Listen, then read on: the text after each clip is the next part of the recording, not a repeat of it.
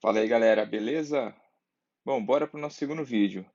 Lembrando que no primeiro vídeo nós criamos um projeto e configuramos para utilizar o Hibernate com um banco de dados Oracle.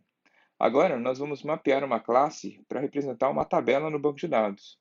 Para isso nós vamos precisar de algumas anotações. Vamos relembrar aqui das principais.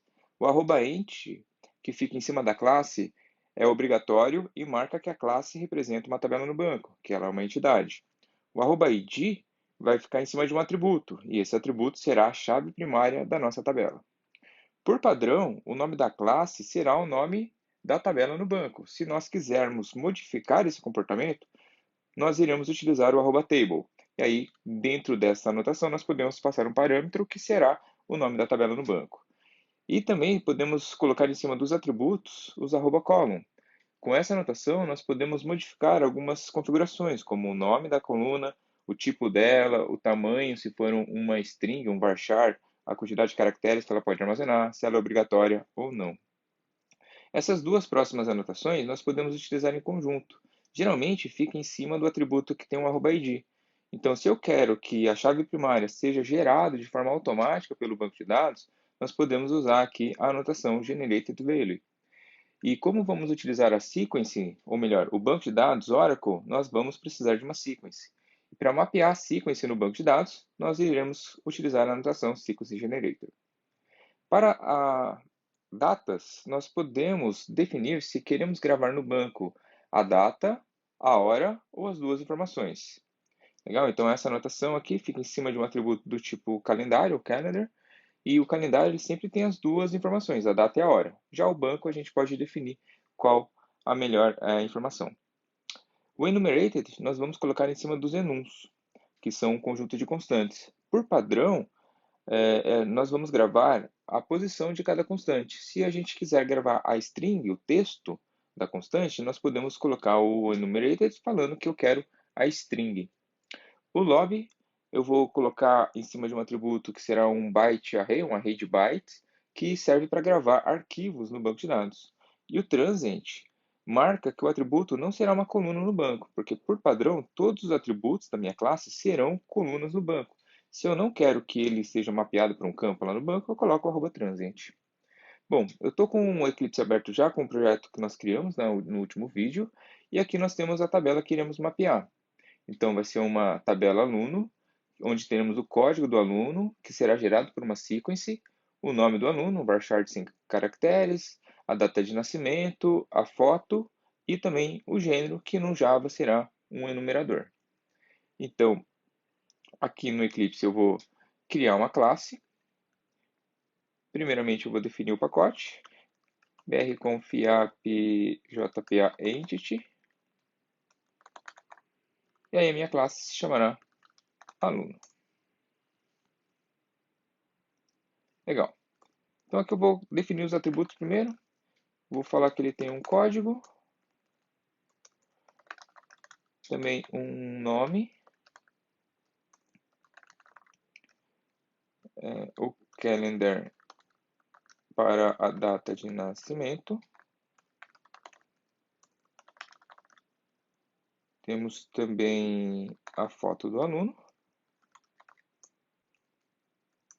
E por fim, o gênero, que será o enum.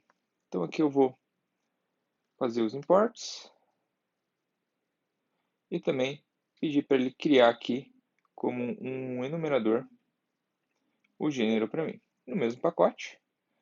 Aqui, lembrando que no Java as constantes são todas maiúsculas, então eu vou colocar feminino, masculino e outros. Legal, salvei aqui. Agora voltando para nossa classe, já vou pedir para ele gerar aí os getter setters.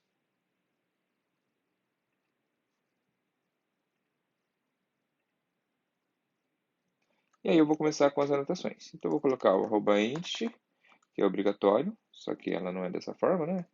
Ela é somente com a primeira letra.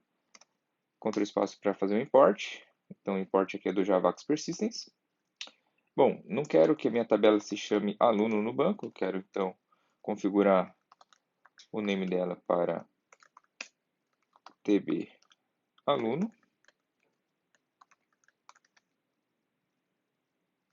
name igual a tb aluno, e aqui eu vou colocar o @id para marcar que o código vai ser a chave primária da minha tabela. Legal. O que mais nós vamos configurar? Vou colocar aqui o column para definir que no banco de dados não será código, mas sim cd aluno, assim como está no na nossa modelagem. Aqui ele diz que é obrigatório, porém, como a gente já marcou como ID, chave primária para nós é obrigatório. Eu vou marcar aqui, vou mapear uma sequence. Então, vou falar aqui a sequence, vou dar o nome que vai ser utilizado aqui no Java, então vou colocar aluno, por exemplo. Esse nome aluno, o name aluno aqui, eu vou utilizar quando pedir para gerar os valores de forma automática. Eu tenho que falar quem que é o gerador. O gerador é o aluno que eu defini aqui em cima. E aí eu vou falar estratégia, porque dependendo do banco de dados, cada uma tem a sua estratégia. Eu vou falar que é a estratégia de sequência. Bom, continuando o mapeamento da minha sequência, eu vou dar o nome da sequência no banco. Então, no banco de dados vai ser um SQTB aluno.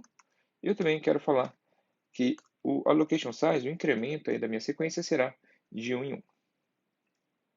Bom, o nome aqui, eu vou definir também a coluna,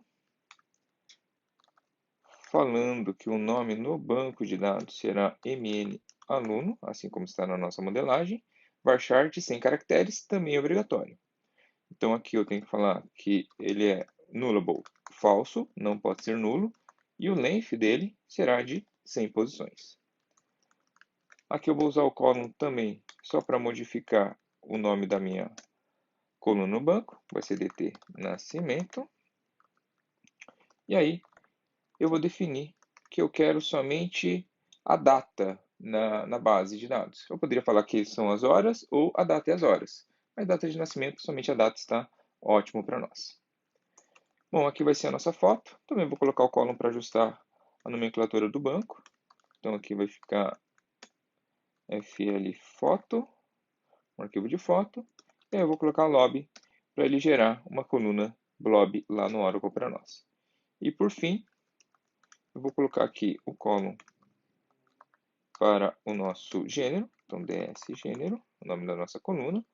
E aí eu vou pedir para gravar, ao invés do banco gravar 0, 1 e 2, dependendo aqui do valor, gravar feminino, masculino e outros, o próprio texto. Então aqui a gente tem duas opções, o ordinal seria a posição, que é o padrão, e a string será o texto lá do nosso banco de dados.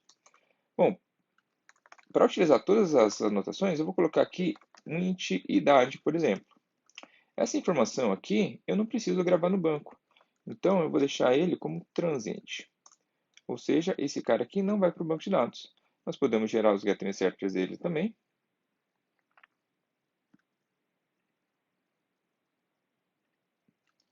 E aí está pronto o nosso mapeamento, conforme a modelagem do banco de dados, onde nós utilizamos todas as anotações vistas. É isso aí, galera. Um abraço.